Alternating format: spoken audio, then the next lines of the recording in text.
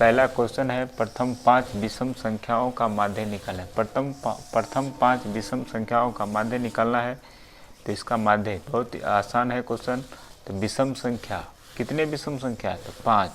तो 5 विषम संख्या लीजिए। पहला 1, दूसरा विषम संख्या हो जाएगा 3, तीसरा हो जाएगा 5, चौथा हो जाएगा 7 और पाँचवा हो जाएगा 9। पता है जोड़ का चिन्ह बीच में क्यों देते हैं? क्योंकि इसका माध्य बोला है तो जितना संख्या सबको जोड़ के और उसमें जितना संख्या बोला है, कितना संख्या है 5, तो 5 से भाग देना है। तो अब इसको जोड़ेंगे, ऊपर वाले सबको जोड़ेंगे तो ऊपर में आएगा जोड़ के 25 और नीचे में आ जाएगा 5। तो 5 से कटेगा 5, 5 25। तो पहला का आंसर आ गया 5। और दूसरा नंबर क्वेश्चन देखिए, क्वेश्चन नंबर 2 कहता है यदि किसी एपी यानी समांतर श्रेणी का छठा और 12वां पद 13 और 25 है, यानी छठा पद है 13, यानी एपी का छठा पद A6 बराबर 13। तो इसको ऐसे लिख सकते हैं A + 6 - 1D बराबर 13। छठा पद को लिखते हैं 6 - 1D बराबर 13। तो ऐसे इसको सॉल्व करेंगे तो A + 6 में से 1 गया तो 5, यानी 5D बराबर 13। इसको समीकरण 1 मानेंगे। इसको समीकरण 1 फिर और कौन दिया, क्या दिया है? तो 12वां पद यानी A 12 बराबर 25। कहा 12वां पद कितना? 25 है।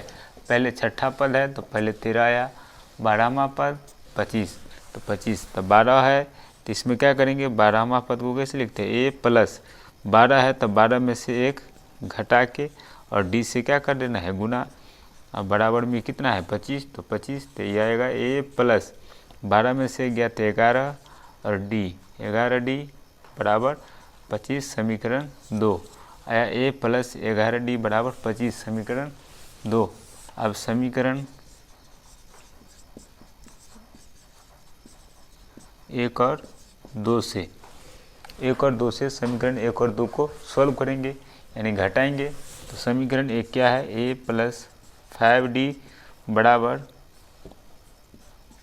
13 और समीकरण 2 है A + 11D बराबर 25। अभी दोनों को सॉल्व करेंगे।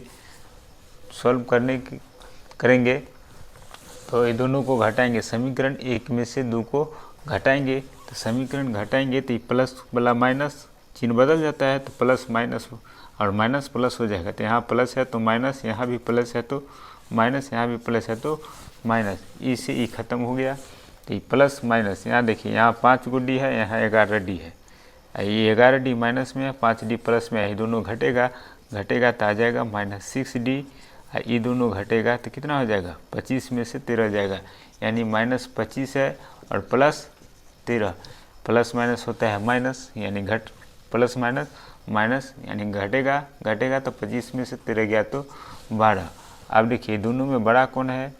तो 25 बड़ा है। 25 के आगे कौन सा चिन्ह है? माइनस का। तो आंसर में आ जाएगा माइनस का। तो यह है -12। माइनस से माइनस खत्म। तो D का मान आ गया 12। ये 6 गुना में है, इधर आएगा तो भाग में 6 दूना 12। D का मान आ गया 2। D का मान 2 आया। तो फिर तो इसका प्रथम पद यानी इस AP का प्रथम पद ज्ञात करना है। तो प्रथम पद ज्ञात करने के लिए हम लोग यहाँ से फिर से करेंगे। समीकरण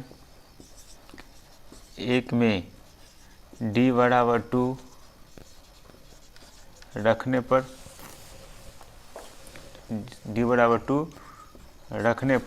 तो समीकरण 1 क्या है? 5। समीकरण 1 है, देखिए A + 5D बराबर 13। तो A + 5D बराबर 13, ये हमारा समीकरण 1 है। तो A + 5 × D का मान कितना है?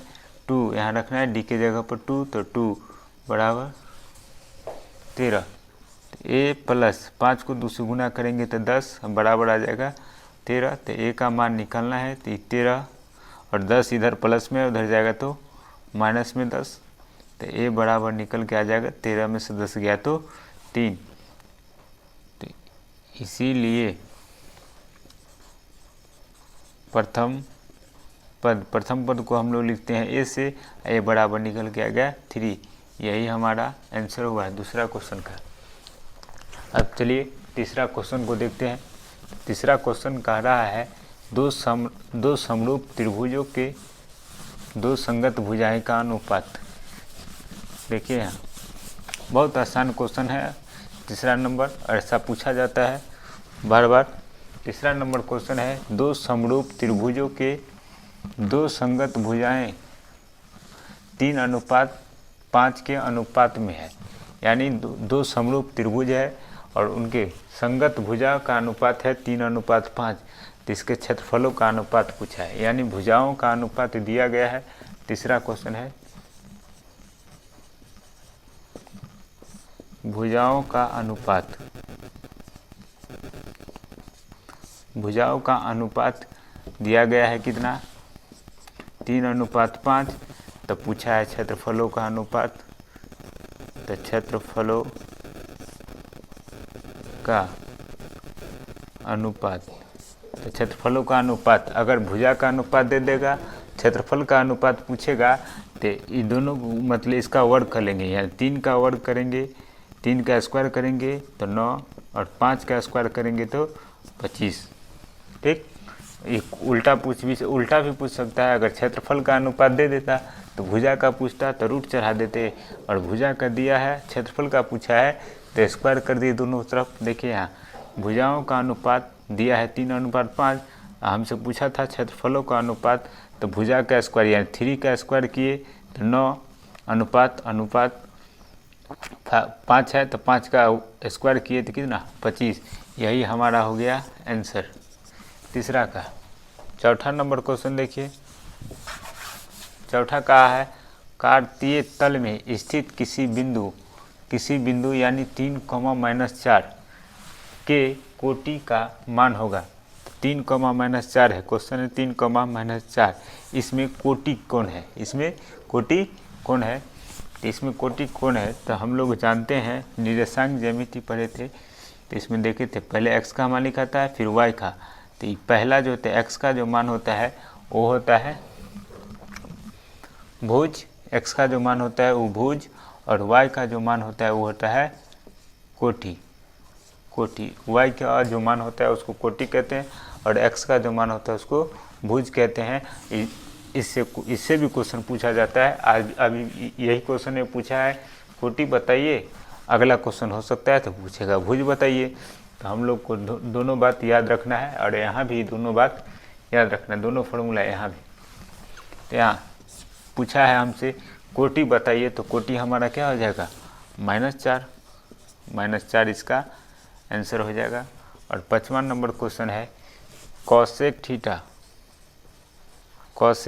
90 - इंटू साइन 90 - बराबर, मतलब किसके बराबर है। तो ऑप्शन नहीं दिया गया है तो हम लोग इसको सॉल्व करते हैं।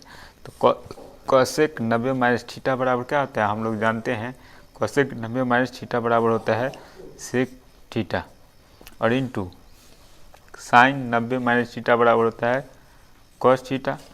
तो बताइए सेक थीटा को कैसे लिख सकते हैं, 1/, कॉस थीटा नहीं लिख सकते हैं, अगुने कॉस थीटा है तो कॉस थीटा को कॉस से थीटा, ई कॉस से ई कॉस, खत्म। तो बचा कितना 1। यही हमारा आंसर हो गया 5वां नंबर क्वेश्चन का। तो फ्रेंड्स मैं पहले अब कुछ फार्मूला लिख देता हूँ ताकि आपको ऑब्जेक्टिव बनाने में आसानी होगी। त्रिकोणमिति का कुछ फार्मूला लिख देते हैं, आप लोग उसको याद कीजिएगा और बार बार प्रैक्टिस कीजिएगा। तो देखिए कुछ फार्मूला लिख देते हैं।